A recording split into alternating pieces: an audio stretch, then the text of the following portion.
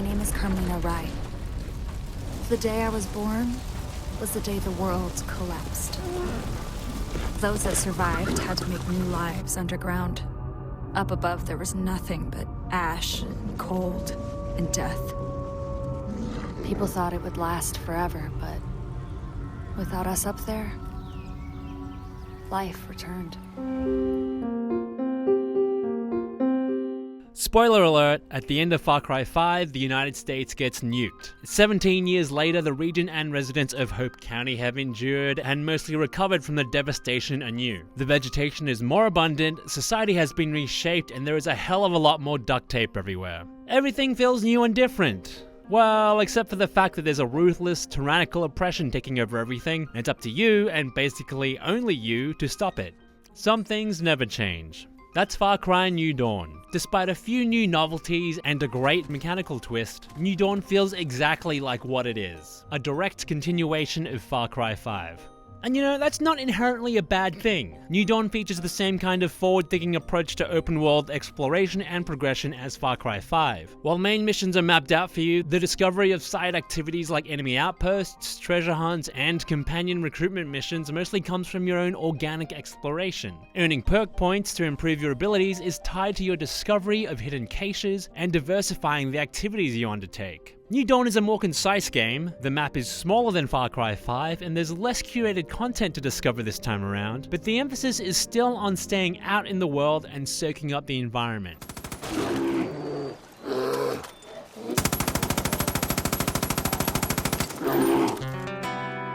The sense of freedom has been diminished, however. It's not the fact that you're revisiting Hope County, but rather how New Dawn sets up the pins. In Far Cry 5, you began in the middle of the map and you had the freedom to explore in any direction you wished. New Dawn starts you off in the bottom corner of a map and basically pushes you in a steady, linear sweep north as you slowly reclaim territory, and asks you to regularly bring resources back to your base in that starting area to bolster it. So what's to stop you from just darting ahead? Well, damage numbers. New Dawn introduces RPG elements, like damage numbers, into its design for the first time in the series. The game's guns and enemies fall into 4 different tiered ranks, and getting ahead requires you to go out in the world to scavenge crafting materials to upgrade your base so you can upgrade your weapons workshop and eventually craft better guns to take down higher rank enemies impeding your progress. Outfits, armor, and defense numbers don't factor into your growth, just weapons. Guns at rank 1 and 2 will do a minimal amount of damage to well-armored rank 3 and elite rank enemies. Early on, this can be annoying if you try to push the limits of the game in a way you're not meant to. Heading too far into the map and needing to use up hundreds of bullets to take down a rank 3 bear you encounter isn't as terrifying as much as it is silly, and eventually the demands of the story missions will stop you from going too far. But if you dial down your Far Cry 5 style expectations of freedom and go with the flow, you run into these awkward predicaments far less often. Your guns feel like they do the damage they're supposed to, and enemies feel like they have an acceptable level of resistance. In fact, once you get access to the top tier arsenal, things will start to swing wildly in your favor. Your guns will feel overpowered to the point where even shooting rank 1 enemies in the foot might be enough to take them out, which feels great when you're getting overwhelmed. If you play it the right way, the game's RPG style systems basically feel invisible, and you can enjoy Far Cry's style of weighty gunplay and feel like an incredibly competent one-person army. The feeling of eventually being able to overcome New Dawn's elite enemies is good, but you're eventually left wondering why you needed to be held back by artificial gating at all. It doesn't help that there's no tangible sense of growth with weapons and vehicle crafting. New Dawn's selections of guns and cars isn't dramatically different enough between ranks to make the large distinction in damage output believable. Rank 1 weapons are a varied suite of handguns, rifles, and shotguns, and higher rank arsenals are basically defined by the increasing amount of duct tape and junk on that same suite, as if that stuff had magical properties that made the guns perform better. There are a lot of guns to choose from, but if you've played Far Cry 5, you'll immediately recognize them, duct tape or no. The one nice exception is the new saw launcher, which fires circular saw blades. Higher tier versions of the weapon actually have noticeably different properties, like the ability to shoot saw blades with ricocheting, homing, and boomerang properties. It's the only weapon which truly feels like it was born out of the post-apocalypse, improvised from scavenged parts. Those saws will cut through just about anything. Whatever they don't cut through, they'll bounce off of. Aerosol cans, pipes, and spray paint may give the other guns and cars a cool look, but they don't change how familiar they feel. The same can be said of the world itself. Far Cry 5's Hope County already felt a little bit post-apocalyptic. The rural setting was isolated from the world thanks to antagonist Joseph Seed, so even though there are plenty of visible differences to the region, the impact of those changes isn't massive.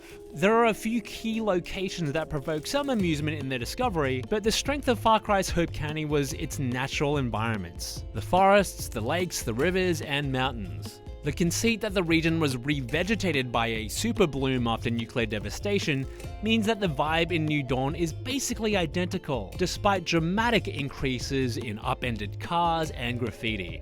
It's a pretty post-apocalypse, but it doesn't have the feeling of desperation you might associate with the theme. Scavenging for materials doesn't feel like a drastic necessity, it's just a way to get ahead. New Dawn doesn't feel like it takes the theme to enough of an extreme to make it feel meaningful or different. The solid bones of Far Cry's combat and progression are still here though, and they're still very good. Taking on outposts within your rank, whether that be via stealth or aggression, is still enjoyable, and the game encourages you to repeat them at increased difficulties to earn more resources.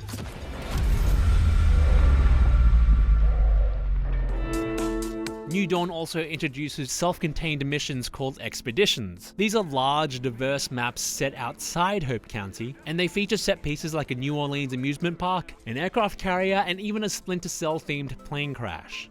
Expedition environments are a highlight, but the snatch and grab objectives mean that you're never really encouraged to stop and appreciate them. You're more concerned with getting the hell out of there as a non-stop stream of enemies comes after you.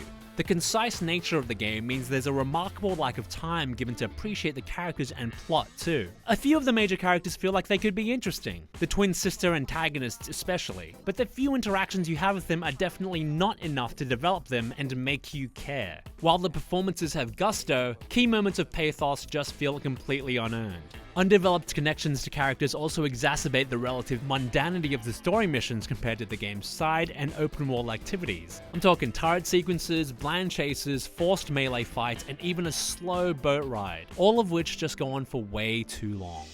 You do get a double jump though. That's right, a double jump, as in the ability to jump in midair. You also get the ability to basically turn invisible and give yourself super speed and strength. Now, the Far Cry series has always dabbled in the mystic, but yes, in a strange turn of events, New Dawn eventually says fuck it and gives you access to superhuman powers. And the way it changes how you approach the world is undoubtedly the best thing about the game. These sudden powers let you lean hard into superhero fantasy, allowing you to do things like bound over fences and onto buildings, using your newfound mobility and invisibility to completely terrorize enemies like you're the Predator. Or perhaps you're jumping high into the fray and firing off explosive arrows, pretending you're Hawkeye from the Avengers. Maybe you're more of a Wolverine, activating the Berserker ability to rush an outpost at super speed and send heavily armed assailants and bears alike flying with just your bare fists. The powers are so good that it's almost a shame that they come at a point late in the game where you'll likely already be well equipped to deal with elite rank enemies, since a few scenarios that challenge your ability to use these effectively definitely would have been a welcome addition. But as it stands, they're a fantastic expansion of Far Cry's combat vocabulary. They completely elevate your confidence to rip through everything and everyone, suddenly turning New Dawn's familiar, pedestrian experience into a raucous blast. There's a lot of potential in the ideas seeded in New Dawn, but there isn't enough room for many of them to breathe, so none of them feel like they realize their full potential. Not the post-apocalypse themes, not the RPG mechanics, not the weapons, vehicles, plot, or characters. Regardless, progressing through the adventure is an enjoyable experience, especially once you get your superhuman powers. But this is largely because Far Cry 5's combat and progression models remain compelling enough to propel you forward. For its part though, New Dawn is a palatable but unremarkable spin-off that feels like it could have achieved so much more. We wouldn't have any of this if it weren't for you. Now come on, go grab a drink. It's long overdue.